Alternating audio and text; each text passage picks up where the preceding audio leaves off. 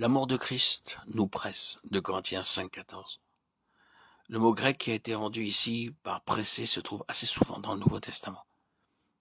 Il signifie une étreinte, une contrainte, quelque chose qui déborde, à quoi on ne peut résister. Nous trouvons ce même mot dans l'Épître aux Philippiens, chapitre 1, verset 23.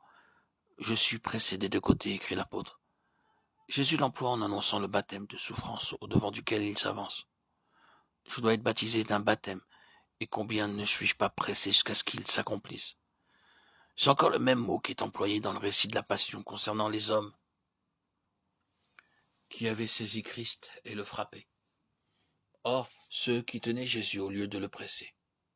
Ailleurs, il est traduit par saisir. Ils furent saisis d'une grande peur et par retenir au sujet de la belle-mère de Simon retenue par la fièvre.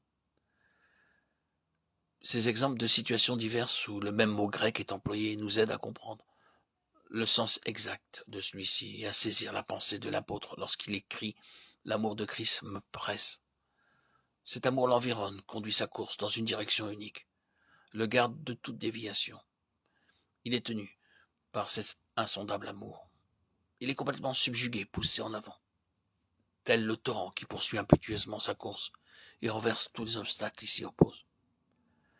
Et telle est bien l'irrésistible puissance de cet amour insondable du Christ. Amour qui l'a poussé à se dépouiller soi-même de sa divinité, à revêtir notre humanité, à charger nos douleurs et nos péchés, et à mourir sur la croix en rançon pour le pécheur.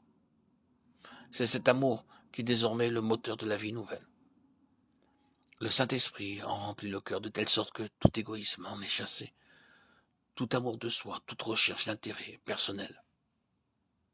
Il possède et il absorbe l'être tout entier qui ne vit plus que par lui et pour lui.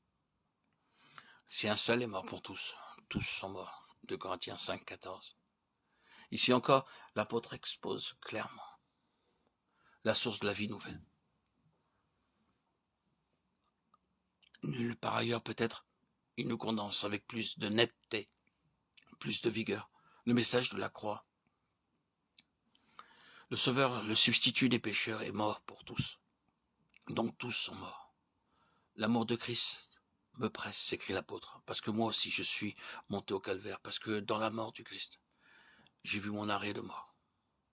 Je suis mort avec mon Sauveur, et cette communion à ses souffrances et à sa mort a brisé, renversé toutes les barrières de mon égoïsme.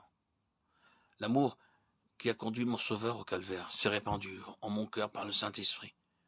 Et maintenant il me possède et me presse, comme il a possédé le Christ et l'a conduit à la croix